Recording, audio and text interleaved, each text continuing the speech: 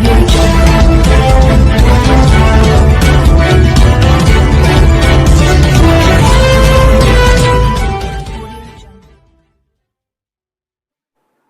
నెల 12వ తేదీన జరిగే యువత పోరు కార్యక్రమాన్ని జయప్రదం చేయాలని అనకాపల్లి జిల్లా వైఎస్ఆర్ కాంగ్రెస్ పార్టీ అధ్యక్షులు బూడి ముత్యాల నాయుడు పిలుపునిచ్చారు. అనకాపల్లి జిల్లా ring road YSR Congress party కార్యాలయంలో ఈ నెల 12వ తేదీన చేపట్టబోయే యువత పోరు కార్యక్రమానికి సంబంధించి వాల్ పోస్టర్ను అనకాపల్లి జిల్లా వైఎస్ఆర్ కాంగ్రెస్ పార్టీ అధ్యక్షులు బూడి ముత్యాల నాయుడు, అనకాపల్లి నియోజకవర్గ సమన్వయకర్త మలిసాల భరత్ కుమార్లు ఆవిష్కరించారు. ఈ సందర్భంగా జిల్లా పార్టీ అధ్యక్షులు బూడి ముత్యాల నాయుడు మాట్లాడుతూ ఈ నెల 12వ తేదీ ఉదయం 10 గంటలకు అనకాపల్లి రింగ్ రోడ్లో వైఎస్ఆర్సీపీ జిల్లా ఆఫీస్ నుంచి యువత పోరు ర్యాలీ ప్రారంభమవుతుందన్నారు. రింగ్ రోడ్ కార్యాలయం నుండి 4 రోడ్ల junction, Anakapalli main road, Sunkarametta మీదుగా కలెక్టరేట్కు చేరుకుని జిల్లా కలెక్టర్కు వినతి పత్రం అందజేస్తామని తెలిపారు. విద్యార్థులు, వారి తల్లిదండ్రులు, నిరుద్యోగ యువత పెద్ద ఎత్తున తరలివచ్చి ఈ ప్రభుత్వం చేస్తున్న మోసంపై గళం విప్పుదామని, రాష్ట్రంలో టీడీపీ, బీజేపీ, జనసేన కలిసి కూటమి ప్రభుత్వం ఏర్పడి 9 నెలలైంది. ఇప్పటి వరకు ఒక్క హామీని కూడా అమలు చేయలేదని అన్నారు. యువత పోరులో వైఎస్ఆర్ కాంగ్రెస్ పార్టీ శ్రేణులు, విద్యార్థులు, నిరుద్యోగ యువత పెద్ద ఎత్తున తరలి రావాలని పిలుపునిచ్చారు. ఈ కార్యక్రమంలో అనకాపల్లి నియోజకవర్గ వైఎస్ఆర్ కాంగ్రెస్ పార్టీ నాయకులు, కార్యకర్తలు పాల్గొన్నారు. రేపు జరగబోయేటువంటి పార్టీ ఆవిర్భావ దినోత్సవ కార్యక్రమం గౌరవనీయులు వైఎస్ఆర్ పార్టీ రాష్ట్ర అధ్యక్షులు జగన్మోహన్ రెడ్డి గారు ఆదేశానుసారం చేతలపెట్టినటువంటి కార్యక్రమం ప్రతి నియోజకవర్గాల్లో కూడా ఆ నియోజకవర్గ బాధ్యులు ఎవరైతే ఉన్నారో వారి నాయకత్వంలో నియోజకవర్గ స్థాయిలో ఆవిర్భావ దినోత్సవ సందర్భంగా పార్టీ జెండాని ఎగరవేసే కార్యక్రమం స్థానికంగా ఉన్నటువంటి పార్టీ మండలాధ్యక్షులు, ఎంపీపీలు, జడ్పీటీసీలు, పార్టీ కేడరంతా కూడా ఆయా నియోజకవర్గ హెడ్ క్వార్టర్స్లో మండల స్థాయిలో కూడా జెండా ఎగరవేసే కార్యక్రమాన్ని 7 నియోజకవర్గాల్లో కూడా అనకాపల్లి పట్టణంతో సహా జెండా ఎగరవేసే కార్యక్రమాన్ని 9 గంటలకల్లా పూర్తి చేసుకొని 7 నియోజకవర్గాల నుంచి కూడా ఏదైతే వైఎస్ఆర్ పార్టీ జగన్మోహన్ రెడ్డి గారు ఇప్పటికే కార్యక్రమాన్ని అనౌన్స్ చేశారో యువత పోరు, ఏదైతే ఈ రాష్ట్రంలో ఉన్నటువంటి యువత ఇబ్బంది పడుతున్నటువంటి పరిస్థితుల్లో కూటమి ప్రభుత్వం అడ్డగోలుగా ఇచ్చినటువంటి ఈ సూపర్ 6 హామీల్లో ఈ పిల్లలకి ఫీజులు చెల్లించే కార్యక్రమం, విద్యాదీవెన, వసతి దీవెన, ముఖ్యంగా డిగ్రీ పూర్తి చేసుకున్నటువంటి యువతకి ఉద్యోగ అవకాశాలు కల్పిస్తామని చెప్పి, ఒకవేళ ఉద్యోగ అవకాశాలు కల్పించలేకపోయినట్లయితే ప్రతి నెల కూడా 3,000 రూపాయలు నిరుద్యోగ వృత్తి ఇస్తామని చెప్పి ప్రభుత్వం ఏర్పడి 9 మాసాలు. విశాఖ పెందుర్తి ఈ నెల 12వ తేదీన వైఎస్ఆర్ కాంగ్రెస్ పార్టీ ఆధ్వర్యంలో జరగబోయే యువత పోరు పోస్టర్ ఆవిష్కరణ చేసిన మాజీ ఎమ్మెల్యే అన్నంరెడ్డి అదీప్ రాజ్. మళ్ళీ మనం చూసుకుంటే జగన్మోహన్ రెడ్డి గారు ఆయన తండ్రి గారైనటువంటి రాజశేఖర రెడ్డి గారి కన్నా 2 అడుగులు ముందుకు వేస్తూ విద్యా దీవెన, వసతి దీవెన అంటూ హాస్టల్లో చదువుకునేటువంటి పిల్లలకు కూడా అదనంగా లబ్ధి చేకూరేటువంటి విధంగా అనేకమైనటువంటి సంస్కరణ తీసుకొచ్చిన సందర్భం మనం చూసాం. ఇవాళ మనం చూసుకుంటే కేవలం విద్యా దీవెన, వసతి దీవెన కోసం 18,000 కోట్ల రూపాయలని మరి వైఎస్ జగన్మోహన్ రెడ్డి గారు 2019 నుంచి 24 మధ్యలో మరి కేటాయించడం జరిగింది. ప్రజలకి, ఆ విద్యార్థులకు అందజేయడం కూడా జరిగిందన్నటువంటి కూడా మనం చూస్తున్నాం. అది కూడా నేరుగా తల్లి ఖాతాలోకి వేసి ఆ పిల్లలకి సక్రమైనటువంటి చదువు అందుతుందా లేదా అని చెక్ చేసుకొని యాజమాన్యాలకు కట్టేటువంటి విధంగా కూడా ఒక సంస్కరణ తీసుకొచ్చిన సందర్భం కూడా చూస్తాం. కానీ ఈరోజు చంద్రబాబు నాయుడు గారు పూర్తిగా ఎక్కడా కూడా విద్యార్థుల తాలూకా విషయాన్ని పక్కన పట్టించుకోకుండా గాలికి వదిలేసిన పరిస్థితి. ఇవాళ మరికొద్ది రోజుల్లో ఎగ్జామ్స్ ఉన్నాయి. కాలేజీలకు వెళ్తే మీరు ఫీజు కట్టలేదు, హాల్ టికెట్లు ఇవ్వము అని చెప్పేటువంటి పరిస్థితులు కూడా చూస్తున్నాం. ఇవాళ విద్యార్థుల తాలూకా పరిస్థితి అగమ్య గోచరంగా ఉంది. వాళ్ళు ఎటు చెప్పుకోలేని పరిస్థితి. ఇవాళ మధ్యలో చదువులు ఆగిపోయేటువంటి పరిస్థితి. ఇప్పటికే కొన్ని యాజమాన్యాలు తీసుకునేటువంటి చర్యలతో ఆ పనులు ఆపుకొని పొలం పనులు, చదువులు ఆపుకొని పొలం పనులకి వెళ్ళేటువంటి పరిస్థితులు కూడా ఆల్రెడీ వస్తున్నాయి. తక్షణమే ఫీజు రీఎంబర్స్మెంట్ బకాయిలు ఏవైతే ఉన్నాయో, ఫీజులు బకాయిలు ఏవైతే ఉన్నాయో అవన్నీ కూడా తక్షణమే కాలేజీ యాజమాన్యాలకి చెల్లించాలి అనేటువంటిది ఇవాళ వైఎస్ఆర్ కాంగ్రెస్ పార్టీ ప్రభుత్వం, వైఎస్ఆర్ కాంగ్రెస్ పార్టీ తరఫున ఇవాళ జగన్మోహన్ రెడ్డి గారి సూచనల మేరకు అందరం కూడా డిమాండ్ చేయడం జరుగుతుంది. ఇవాళ విద్యార్థులతో పాటు కాలేజీ యాజమాన్యాలు కూడా వాళ్ళ పరిస్థితి కూడా ఎటు తేల్చుకునే పరిస్థితుల్లో ఉన్నాయి. ఖచ్చితంగా ప్రభుత్వం వెంటనే విద్యార్థులకు చెల్లించాల్సినటువంటి ఫీజులు బకాయిలన్నీ కూడా పూర్తిగా చెల్లించాలి అని చెప్పి మరి డిమాండ్ చేస్తుంది. అంతేకాకుండా వాళ్ళు మనం చూస్తే ప్రతి ఒక్క ఇంటిలోని కూడా చదువు అన్నటువంటి ముఖ్యం, అందరూ చక్కగా చదువుకోవాలనే ఉద్దేశంతో జగన్మోహన్ రెడ్డి గారు విద్యా వ్యవస్థకి ఎన్ని సంస్కరణలు తీసుకొచ్చారో మనందరం కూడా చూసాం. అమ్మఒడి కానివ్వండి, లేదంటే విద్యా దీవెన, అమ్మఒడి దగ్గర నుంచి మనం చెప్పుకుంటూ పోతే గోరుముద్ద, విద్యా కానుక, ఇలా అనేకమైనటువంటి కార్యక్రమాలు, ఇంగ్లీష్ మీడియం లాంటి కార్యక్రమాలు స్కూల్ చదువుకునేటువంటి పిల్లల దగ్గర కూడా ఆయన తీసుకురావడం జరిగింది. కానీ ఈరోజు అవి ఏమీ కూడా లేవు. తల్లికి వందనం అని చెప్పారు, ఈ రోజుకి తల్లికి వందనం అంటే ఎక్కడా కూడా లేదు. ఎక్కడా లేకపోయినా సరే ఇవాళ చంద్రబాబు నాయుడు గారు ఎంత చక్కగా అబద్ధాలు ఆడగలరు అన్నది ఒక్కసారి మనందరం కూడా గమనించాలి. ఎందుకంటే మేము కూడా ఆశ్చర్యపోయాం, ఇంకా ఇది మనకి రాలేదు కదా, ఏ రకంగా ఇలా మాట్లాడగలుగుతున్నారు. రాష్ట్రంలో పాడి పరిశ్రమను ప్రైవేట్ డైరీలు భ్రష్టు పట్టిస్తున్న కూటమి సర్కార్ చేష్టలూడి చూస్తుందని మాజీ మంత్రి సిద్రి అప్పలరాజు మండిపడ్డారు. శ్రీకాకుళంలో మీడియాతో మాట్లాడుతూ పాల ధరలు పతనమై పాడి రైతులు ఆక్రందనలు పెడుతున్న కూటమి ప్రభుత్వం నిమ్మకు నీరెత్తినట్లుగా వ్యవహరిస్తుందని ఆగ్రహం వ్యక్తం చేశారు. మరి నేటి పాత్రికేయ సమావేశం యొక్క ముఖ్య ఉద్దేశం, ఇటీవల కాలంలో మీరు చూస్తుంటారు, గత నెల శ్రీకాకుళం జిల్లా కలెక్టరేట్ వద్ద పాడి రైతులంతా కూడా ఒకరోజు ధర్నా చేయటం జరిగింది. మరి అలాగనే విజయనగరం జిల్లాలో సైతం కలెక్టరేట్లో డైరీ ఫార్మర్స్ అందరూ కూడా వెళ్ళి ధర్నా చేశారు ఒకరోజు. మరి దానికి ముందు నెల విశాఖపట్నంలో సైతం విశాఖ డైరీ వద్ద కానీ కలెక్టరేట్ వద్ద కానీ కంటిన్యూస్గా ప్రొటెస్టులు చేశారు. Not only in Uttarandhra, across the state, especially in Rayalaseema districts, Chittoor, Kadapa, even in Prakasam, అన్ని జిల్లాల్లో కూడా కలెక్టరేట్ల వద్ద పాడి రైతులు ధర్నా చేయటం అనేది ఇది ఒక కొత్త ట్రెండ్. ఇది మరి ఇదేదో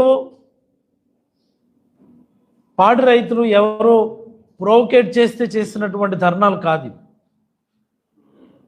లేకపోతే వైఎస్ఆర్ కాంగ్రెస్ పార్టీ ప్రొవోకేట్ చేస్తే జరిగినటువంటి ధర్నాలు కాదు. పాడి రైతుల ఆధ్వర్యంలో జరిగినటువంటి ధర్నాలు. అండ్ మోస్ట్ ఇంపార్టెంట్, మీకు ఒక క్లిప్పింగ్ ఈనాడు వాళ్ళు రాసింది నేను మీకు చూపిస్తాను. ఈనాడు ఫిబ్రవరి 7వ తేదీ ఈనాడు డాటెట్లో పాలకుండ ఒలుకుతోంది, దిస్ ఇస్ ద టైటిల్. పాలకుండ ఒలుకుతోంది, ఈనాడులో రాసినటువంటి వార్త, ఫిబ్రవరి 7వ తేదీ. మరి వీటన్నిటి ధర్మిలా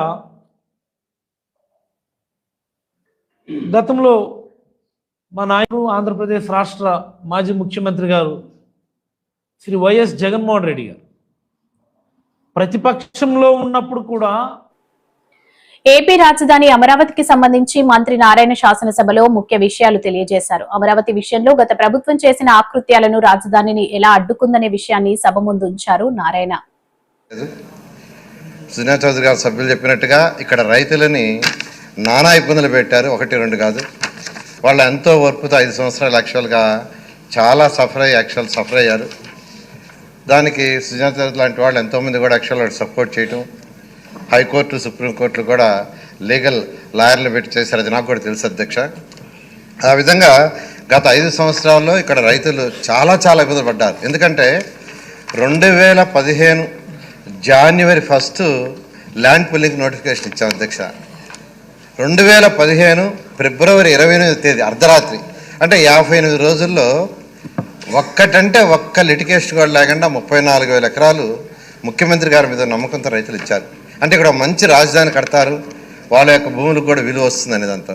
కానీ గత ప్రభుత్వం దాన్ని నిర్వహణ చేసి మొత్తం స్పాయిల్ చేసిన విషయం వాస్తవం అధ్యక్ష. అందుకనే ఈ ప్రభుత్వం రంగానే వెంటనే రాజధాని నిర్మిస్తారని ముఖ్యమంత్రి గారు చెప్పటం, దాని మీద ఉన్న అనేక హర్డిల్స్, దాదాపు ఈ 7 నెలలు 8 నెలలు ఆ హర్డిల్స్ అని ఓవర్కమ్ అయ్యి ఈరోజు యాక్చువల్గా టెండర్లన్నీ పిలిచాం అధ్యక్ష. వారు అడిగిన దాంట్లో యాక్చువల్గా ఏంటంటే, మొదటి ప్రశ్న ఇంకా డీటెయిల్గా చెప్పాలంటే, వరల్డ్ బ్యాంకు ఏడీబీ బ్యాంకు 13,400 కోట్లు యాక్చువల్గా శాంక్షన్ చేసింది అధ్యక్ష. కేఎఫ్డబ్ల్యూ బ్యాంకు 5,000 కోట్లు ఇవ్వడానికి ముందు వచ్చింది. పబ్లిక్ సెక్టర్ కంపెనీస్ హట్కో 11,000 కోట్లు ఓకే చేసింది. స్టేట్ గవర్నమెంట్ నుంచి లెటర్ కూడా నేను వెళ్ళిపోయింది అధ్యక్ష. రేపు ఎల్లుండే వాళ్ళు వచ్చి అగ్రిమెంట్ కూడా చేస్తారు. సెంట్రల్ గవర్నమెంట్ గ్రాంట్ కింద 1,560 crores ఇస్తుంది అధ్యక్ష. అది కాకుండా ల్యాండ్స్ మార్టిగేజ్ చేయటం, లీజు అమ్మటం వల్ల బ్యాలెన్స్ అమౌంట్ తీసుకోవటం, నేషనల్ మరియు ఇంటర్నేషనల్ మార్కెట్లో తక్కువ రేట్ ఆఫ్ ఇంట్రెస్ట్కి లోన్స్కి ప్రయత్నిస్తున్నాం అధ్యక్ష. ఆ విధంగా యాక్చువల్గా డిఫరెంట్ ఏజెన్సీస్ నుంచి ఈ యొక్క అమరావతి క్యాపిటల్ సిటీ కంప్లీట్ చేయడానికి తీసుకుంటాం అధ్యక్ష. ఇది 3 సంవత్సరాల్లో కంప్లీట్ చేయడానికి ప్లాన్ చేసాం. ఆ విధంగా టెండర్లు కూడా పిలిచాము. ట్రంక్ రోడ్స్ అంటే మెయిన్ రోడ్స్ ఉంటాయి అధ్యక్ష. 165 అడుగుల వెడల్పు, 185 అడుగుల వెడల్పు రోడ్స్ ఉంటాయి. అవి 2 సంవత్సరాలు పూర్తవుతాయి అధ్యక్ష. మెయిన్ రోడ్స్ ఎల్పిఎస్ రోడ్స్ అని రైతులకు ఏదైతే ప్లాట్లు ఇచ్చామో వాటి లోపల. పాయకరావుపేట నియోజకవర్గంలో నిన్న రాత్రి జరిగిన సభకు జనసేన సభకు మంత్రి నాదెండ్ల మనోహర్ హాజరయ్యారు. ఈ సందర్భంగా మంత్రి మనోహర్ మాట్లాడుతూ నియోజకవర్గంలో తీర ప్రాంత గ్రామాల్లో నివసించే మత్స్యకార సమస్యలపై తెలుసుకునేందుకు తొందరలోనే పాదయాత్ర చేస్తామన్నారు. 7,800 కోట్ల రూపాయలు 24 గంటల్లోనే రైతు ఖాతాలో మనం జమ చేశాం. ఇన్ని ఆర్థిక ఇబ్బందులు ఉన్నా కూడా పవన్ కళ్యాణ్ గారి పనితీరు మీరు చూశారు. పంచాయతీరాజ్ వ్యవస్థలో గతంలో ఏ విధంగా ఉండేది, ఇప్పుడు ఏ విధంగా ఉంది చూడండి. పారదర్శకంగా, నిజాయితీగా, ప్రాంతాలకు అతీతంగా జనసేన పార్టీ సిద్ధాంతం అది. కులాలకి మతాలకు అతీతంగా, ప్రాంతాలకు అతీతంగా మనం పనిచేస్తాం అనేది మన సిద్ధాంతం. దానికి అనుగుణంగా ఒకే రోజు రాష్ట్రంలో 13,371 పంచాయతీల్లో గ్రామ సభలు నిర్వహించి ఈరోజు దాదాపు 4,000 కిలోమీటర్ల రోడ్లు, సిమెంట్ రోడ్లు అనేక ప్రాంతాల్లో ఆయన చేపట్టారు. ఎటువంటి కార్యక్రమాలు చేస్తున్నామో మీరు చూడండి, అర్థం చేసుకోండి. మనం ఈరోజు గర్వపడాల్సింది, తలెత్తుకుని మనం తిరిగేది ఏంటంటే, జనసేన పార్టీలో ఎవరైనా సరే ఒక చిత్తశుద్ధితోటి, ఒక నమ్మకంతో ఇతరులకి భరోసా ఇచ్చే మనస్తత్వం మనది. ఏ రాజకీయ పార్టీ చేయని కార్యక్రమాలు మనం చేశాం. మన జన సైనికులు, మన వీర మహిళలు కోవిడ్ అప్పుడు ఏ విధంగా పనిచేశారో మీరు చూశారు. ఇంటింటికి వెళ్ళి అటువంటి వ్యాధులు కూడా అందరికీ కూడా కూరగాయలు పంపిణీ చేశారు, కొంతమందికి డబ్బులు పంపిణీ చేశారు. అద్భుతంగా కొంతమంది జన సైనికులు అయితే చనిపోయిన కోవిడ్ బాధితుల్ని వాళ్ళే స్వయంగా వెళ్ళి కార్యక్రమాలు పూర్తి చేశారు, కుటుంబ సభ్యులు లేకపోతే. ఎక్కడున్నారు చెప్పండి ఇటువంటి వ్యక్తులు? ఇప్పటంలో జరిగే సభకి ఈ విధంగానే 3-4 రోజుల ముందు కార్యక్రమాలు జరుపుకుంటూ ఉన్నప్పుడు నర్సరావుపేట నుంచి ఒక వ్యక్తి వచ్చి, ఈశ్వర్ అనే వ్యక్తి, పార్టీ కోసం నేను ఒక చిన్న సహాయం చేద్దాం అనుకుంటున్నాను, నా వంతు నేను అన్నాడు. అంటే తప్పకుండా రండి, అందులో ఏముంది, చెక్ మా అకౌంటెంట్కి ఇచ్చానంటే, చెక్ లేదు సార్ నాకు, నేను క్యాష్ ఇస్తానని చెప్పాడు. ఈశ్వర్ అనే వ్యక్తి ఆ రోజు, ఈ రోజుకి నేను తలుచుకుంటే నా కళ్ళలో నీళ్ళు వస్తాయి. ఎందుకంటే 50,000 రూపాయలు ఆ రోజు అందించాడు. నేను అన్న తప్పకుండా నేను పవన్ కళ్యాణ్ గారి దృష్టికి తీసుకెళ్తాను, థ్యాంక్ యూ వెరీ మచ్ అని చెప్తే, బయట మా కుటుంబం ఉందండి ఒక ఫోటో తీసుకుంటాం అన్నాడు మన మంగళగిరి పార్టీ కార్యాలయంలో. ఇమీడియట్గా పిలిపించండి కుటుంబం అని చెప్తే, కుటుంబాన్ని చూడగానే నాకు అర్థమైపోయింది ఆ స్థాయి కాదు పాపం వీళ్ళు. ఈశ్వర్ నువ్వు ఏం చేస్తావు అని అడిగాను. అంటే మేస్త్రి పని చేసుకుంటాను సార్ అన్నాడు. మరి నీకు 2 ఆడపిల్లలు ఉన్నారు, దయచేసి ఒకవేళ ఇక్కడ పవన్ కళ్యాణ్ గారు నిల్చుంటే ఎట్టి పరిస్థితులు కూడా తీసుకునే వాళ్ళు కాదు. ఇసుక విధానంపై ఏపీ శాసనసభలో అధికార ప్రతిపక్షాల మధ్య వాడి వేడి చర్చ జరిగింది. ఉచిత ఇసుక విధానం వల్ల గతంలో కంటే పెద్దగా మార్పు లేదని వైసీపీ సభ్యులు బొత్స విమర్శించారు. దీనిపై మంత్రి కొల్లు రవీంద్ర అచ్చెన్న సమాధానమిచ్చారు. వచ్చినప్పటికి కూడా ఈ 240 కోట్లతో మొత్తం సిస్టమ్ అంతా సరిపోతుంది. మనం పెట్టినటువంటి ఉచిత ఇసుక విధానంలో కొద్దిగా ఇబ్బంది వస్తుందని చెప్పి నష్టపోయి కూడా ఇది పెట్టాం అధ్యక్ష. ఎక్కడైనా సరే ఈరోజు మేము జిల్లాకి ఇన్ఛార్జి ముందు వెళ్తుంటే, నేను ఒకవేళ ఎక్కడైనా పేపర్లో వచ్చినా సరే అధ్యక్ష, మీలాగేదో పేపర్లో పక్కన పడేయడం కాదు. ఈరోజు నేను 2 జిల్లాలకు ఇన్ఛార్జి మంత్రి ఉన్నాను, మా జిల్లాకు ఉన్నాను. పేపర్లో చూస్తే ఎక్కడైనా ఇసుక దందా కానీ రేట్లు ఎక్కువగా ఉంటే ఇమీడియట్గా కలెక్టర్కి ఆ మెసేజ్ పెట్టి ఇది వచ్చింది వెరిఫై చేయండి, మంచిగా చేద్దాం చూడండి, సరిచేయండి అని చెప్తున్నాం. మా ధ్యేయం ఏంటంటే ఉచిత విధానం కరెక్ట్గా అమలు అవ్వాలి, తక్కువ ధరకి లబ్ధిదారుడికి అందాలనేది రైతు అధ్యక్ష. ఇది గ్రౌండ్ లో ఉన్న రియాలిటీ మీ దృష్టిలో పెట్టాలని లేచాను తప్ప ఎవరిని విమర్శించాలని కాదు. సార్ ఇంకా క్లోజ్ చేయండి సార్ దీన్ని. కాదు కాదు మంత్రి గారు చెప్పింది వచ్చి సచివ అధ్యక్ష, విశాఖపట్నం అంటే డీటెయిల్కి వెళ్ళకూడదు అని వెరిఫై చేసుకోమని అంతవరకే నేను కన్ఫైన్ అయ్యాను తప్ప నేను కాంట్రవర్సీ పోలేదు అధ్యక్ష. కానీ మంత్రి గారు చెప్పింది ఏంటంటే విశాఖపట్నం అని చెప్పారు అధ్యక్ష. విశాఖపట్నంలో 2024 సంవత్సరంలో ఏదైతే వైసీపీ ప్రభుత్వం ఉంటున్నప్పుడు ఒక లారీ 10 టన్నుల లారీ 12,000 రూపాయలు దొరికేది అధ్యక్ష. కావస్తే మా బారు నేను కావలసి వెళ్తాము, ఆ దారి కూర్చోబెడతాము, అడుగుతాము. ఈ రోజు కూడా అదే 12,000 దొరుకుతుంది తప్ప మరి 4,000 రూపాయలు 400 రూపాయలు తగ్గాలి కదా అధ్యక్ష. టన్ను కంటే 8,000 దొరకాలి అధ్యక్ష. 8,000 దొరకాలి. 8,000 దొరుకుతుంది లారీ 12,000 దొరుకుతుందంటే అది ఎక్కడి నుంచి వస్తుంది? మా శ్రీకాకుళం నుంచి వస్తుంది. శ్రీకాకుళం తాలూకా ఆ జిల్లాలో అక్కడ ఉన్న ఆ రీచ్ నుంచి వస్తుంది అధ్యక్ష. 8,000 చాలు. 12,000 లారీ కాదు అధ్యక్ష, టన్ను. అది లారీ 12,000 కాదు, రామ్ మీరు చెప్తున్నారు. టన్ను 12,000 ఆ రోజు ఉండేది టన్ను. అది మీరు టన్ను అధ్యక్ష, అదే టన్ను అధ్యక్ష. 12,000 రూపాయలు విశాఖపట్నంకి వెళ్ళినటువంటి టన్ను ఇసుక ఈ రోజు 6,500 అధ్యక్ష. 50% తగ్గింది. 50% తగ్గింది అధ్యక్ష. అది 10 టన్నులు ఉంటుంది, 20 టన్నులు ఉంటుంది, 20 టన్నులు ఉంటుంది, 40 టన్నులు ఉంటుంది. నేను దానికి అందుకే